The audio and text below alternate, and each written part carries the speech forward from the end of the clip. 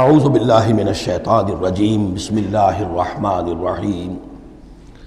وَلُوطًا۔ اب یہاں نوٹ کیجئے یہ تین رسول ہیں پری ابراہمک، حضرت نوح، حضرت ہود، حضرت صالح، پری ابراہم، حضرت ابراہیم علیہ السلام سے پہلے کے۔ اور حضرت لوط جو ہے حضرت ابراہیم کے کنٹمپریری ہیں، کیونکہ یہ ان کے بھتیجے ہیں اور یہ بھی عراق ہی کے رہنے والے تھے، یہ بھی سامی النسل ہیں، یہ بھی سیمیٹک ریس میں سے ہیں، اور ان کے ایک بھتیجے نے ان کے ساتھ ہجرت کی تھی اور وہ ان کے ساتھ رہے ہیں۔ اللہ نے ان کو بھی رسالت سے سرفراز فرمایا، اور خاص طور پر جو ڈیڈ سی ہے اس کے کنارے پر دو بڑے عظیم شہر اس وقت آباد تھے، سدوم اور عمورہ، اور یہ بڑے تجارتی مرکز تھے، اس لیے کہ مشرق سے مغرب کی طرف جو تجارتی قافلے آتے تھے ایران سے عراق ہو کر وہ پھر فلسطین اور مصر کی طرف جاتے تھے تو ادھر سے ہو کر گزرتے تھے، تو گویا کہ ایک طرح کا جو ہے یہ کراس روڈز تھا یہ علاقہ جو ہے، جو یہ کیریوان روٹس کا، اس حوالے سے ان کے لیے بڑی وہ خوشحالی تھی۔ لیکن یہ کہ اس قوم کے اندر یہاں جو قوم آباد تھی، حضرت لوط ان میں سے نہیں تھے، اس قوم میں سے نہیں تھے، وہ تو آئے تھے حضرت ابراہیم کے بھتیجے عراق کے رہنے والے، لیکن جو لوگ یہاں آباد تھے ان میں یہ خباثت پیدا ہو گئی تھی جسے سوڈومی کہا جاتا ہے،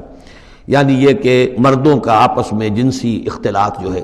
اس کی وجہ سے یہ ہے کہ ان کے اوپر عذاب آیا ہے، تو یہ ان کی طرف بھیجے گئے ہیں حضرت لوط علیہ السلام۔ نوٹ یہ کرانا ہے کہ حضرت ابراہیم کا ذکر یہاں بیچ میں سے نہیں کیا گیا، اس کی وجہ کیا ہے؟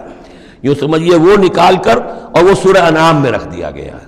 جوڑ دیا گیا ان دونوں صورتوں کو کہ انباء الرسل سب کے سب اس میں جمع ہو گئے، اور چونکہ حضرت ابراہیم کی قوم کے ضمن میں اس طرح کا واقعہ مذکور نہیں ہے واللہ عالم، لیکن قرآن میں صراحتاً مذکور نہیں ہے، لہذا وہ ایک علیحدہ نوعیت کی شے ہے، وہ قصص النبیین کے ٹائپ کی چیز تھی جو ہم پڑھ چکے ہیں سورہ انعام میں، یہ انباء الرسل چلے آ رہے ہیں، لہذا یہاں حضرت لوط کا ذکر براہ راست شروع ہو گیا ہے، حضرت ابراہیم کا سرے سے ہے ہی نہیں۔ ان چیزوں کے اندر ایک ربط ہے منطقی۔ وَلُوطًا إِذْ قَالَ لِقَوْمِهِ، اور ہم نے بھیجا لوط کو جب کہ کہا اس نے اپنی قوم سے، جا کے جہاں آباد ہو گئے تو وہ قوم ہو گئی لیکن یہ اس قوم سے نہیں تھے خود۔ أَتَأْتُونَ الْفَاحِشَةَ، کیا تم ایک ایسی بے حیائی کا ارتکاب کر رہے ہو، مَا سَبَقَكُم بِهَا مِنْ أَحَدٍ مِنَ الْعَالَمِينَ، کہ جو تمام جہانوں میں یعنی جہان والوں میں سے تم سے پہلے کسی سے نہیں کی، یعنی یہ کہ انفرادی کوئی فعل کہیں کو ہوتا ہو اور بات ہے، لیکن اس کو ایک اجتماعی پورا قوم کا شعار بنا لینا، کھلم کھلا کرنا، اس پہ کوئی شرمانے کی بجائے اور اکڑنا،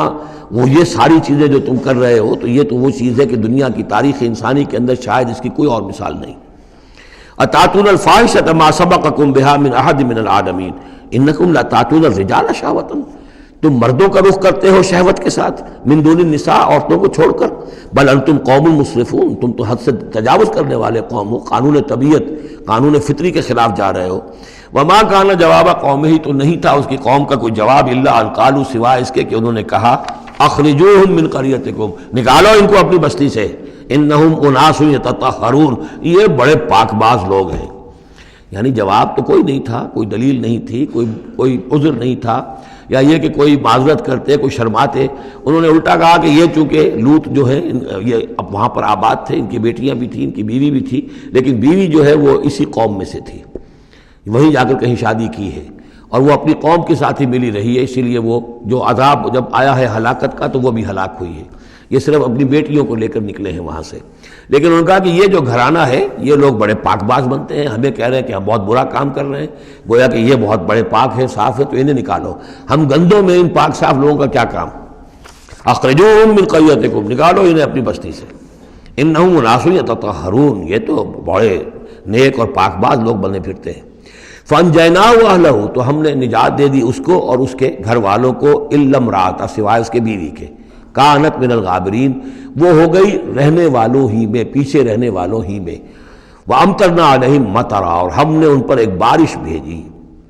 پتھراؤ ہوا ہے بہت سخت، اور پھر زلزلہ بھی آیا ہے، شہر الٹ گیا ہے،